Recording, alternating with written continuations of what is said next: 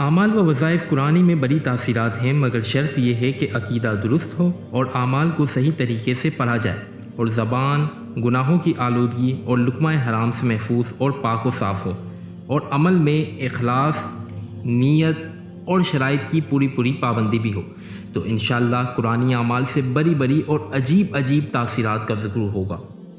اسی طریقے سے آج ہم ایک آپ کو وظیفہ بتانے لگے ہیں، اور یہ واقعہ دور نبوت کا واقعہ ہے۔ آپ دیکھ رہے ہیں عشق رسول صلی اللہ علیہ وسلم یوٹیوب چینل۔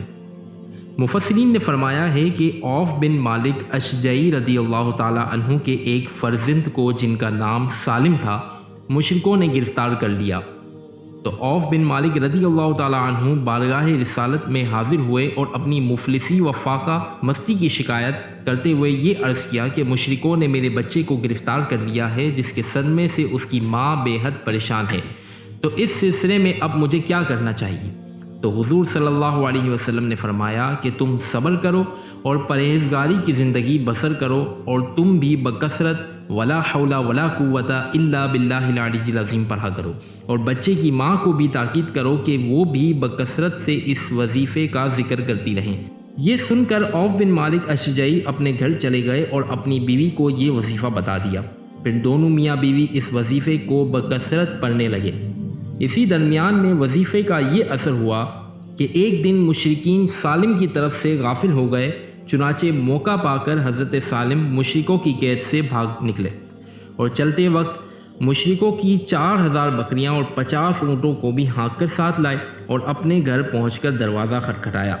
ماں باپ نے دروازہ کھولا تو حضرت سالم موجود تھے۔ ماں باپ بیٹے کی ناگہاں ملاقات سے بے حد خوش ہوئے اور عوف بن مالک اشجعی رضی اللہ تعالیٰ عنہ سے حضور صلی اللہ علیہ وسلم کو اپنے بیٹے کی سلامتی کے ساتھ قید سے رہائی کی خبر سنائی، اور یہ فتویٰ دریافت کیا کہ مشرکین کی یہ بکریاں اونٹ ہمارے لیے حلال ہیں یا نہیں۔ تو حضور صلی اللہ علیہ وسلم نے ان کو اجازت دے دی کہ وہ اونٹوں اور بکریوں کو جس طرح چاہے استعمال کریں، اور اس کے بعد مندرجہ ذیل آیات نازل ہوئیں۔ وَمَن يَتَّقِ اللَّهَ يَجْعَل لَّهُ مَخْرَجًا وَيَرْزُقْهُ مِنْ حَيْثُ لَا يَحْتَسِبُ وَمَن يَتَوَكَّلْ عَلَى اللَّهِ فَهُوَ حَسْبُهُ إِنَّ اللَّهَ بَالِغُ أَمْرِهِ قَدْ جَعَلَ اللَّهُ لِكُلِّ شَيْءٍ قَدْرًا۔ سورۃ طلاق پارہ نمبر 28۔ اور جو اللہ تعالیٰ سے ڈرے اس کے لیے نجات کی راہ نکال دے گا، اور اسے وہاں سے روزی دے گا جہاں اس کا گمان نہ ہو، اور جو اللہ پر بھروسہ کرے تو وہ اسے کافی ہے۔ بے شک اللہ اپنا کام پورا کرنے والا ہے، بے شک اللہ نے ہر چیز کا ایک اندازہ رکھا ہے۔